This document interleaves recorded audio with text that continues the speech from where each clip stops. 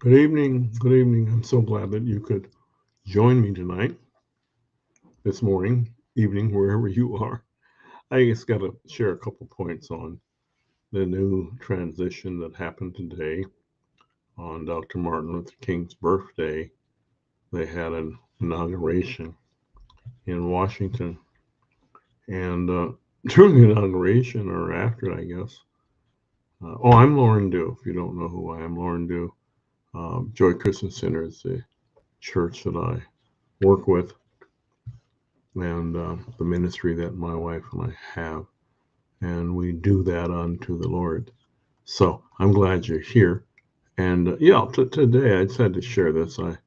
I saw it, and when I heard it, I thought, interesting, because, we're all given a certain edict by the word, those that believe the word, and even the evangelicals, you know, and anybody else that says they believe the Bible.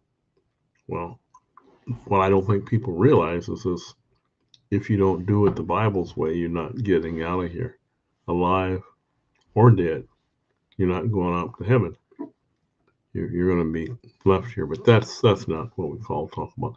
Hey, what I call a talk about is this: all of us Christians and people that claim to be saved, you know, here Paul to Timothy says, "I exhort therefore that first of all, supplications and prayers, intercessions and giving of thanks be made for all men, for kings and for all in authority," and on and on.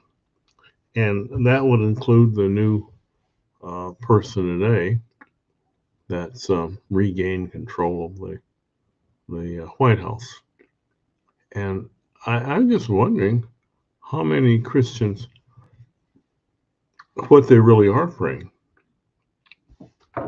And then when I heard him say, Donald Trump that is, that God saved him to save America, I thought, oh my, that's quite interesting.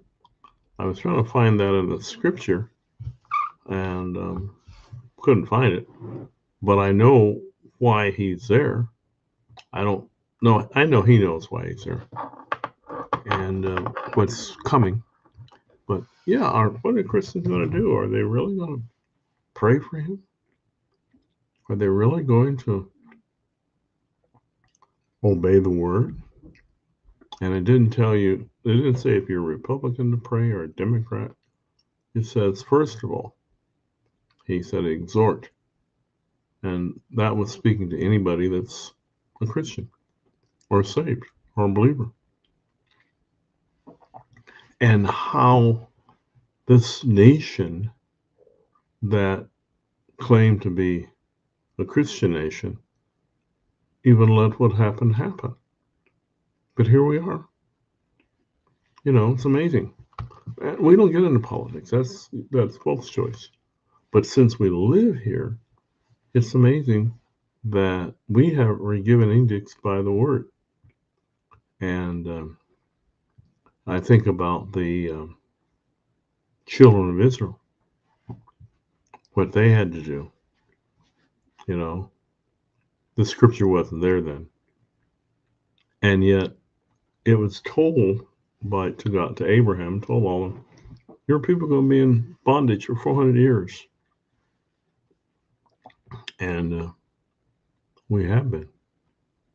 Anyway, think about that. Think about how you pray from now on, and what you say, and how you say it.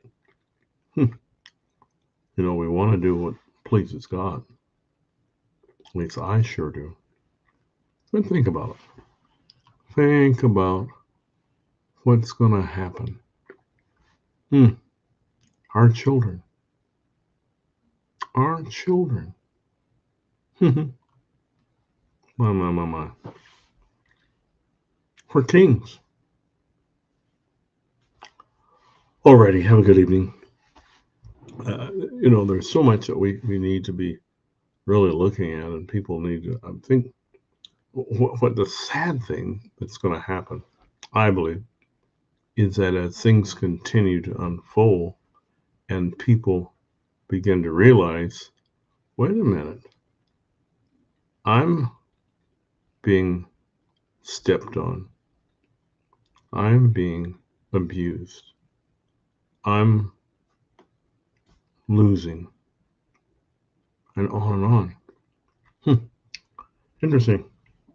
Well, all I know is the Lord is in control, and He will have the final say. He will.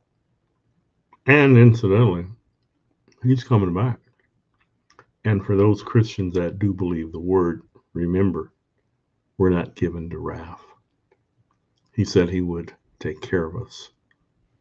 And all we have to do is be obedient to His word. Have a great evening.